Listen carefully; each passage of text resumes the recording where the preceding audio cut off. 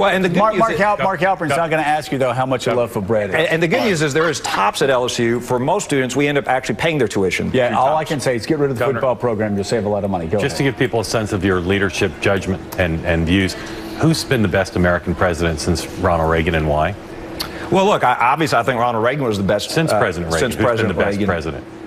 Well, look, why? You're asking me basically, since Reagan, we've had 2 Republicans and 2 Democrats, and I think there have been pros and cons. I think George W. Bush did an admirable job protecting our country against the threat. After 9/11, his presidency was largely defined about keeping us safe against the threat of international terrorism. Right. I disagree with some of the spending decisions domestically. I think when you look at, I disagree with No Child Left Behind. I've never been a fan of that bill in terms of expanding the federal role in education.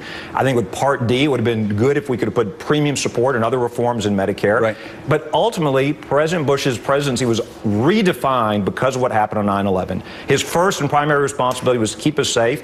He did that. I know there were a lot of criticisms of his administration. His poll numbers weren't great when he left, but you've got to give him credit. He responded to the biggest challenge of our day.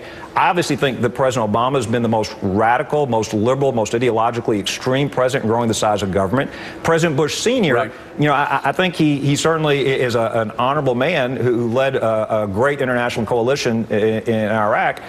But if I had to pick between those presidents, I think President Bush, because he did what I think was the biggest challenge. He responded to the biggest challenge. So, Bobby, we got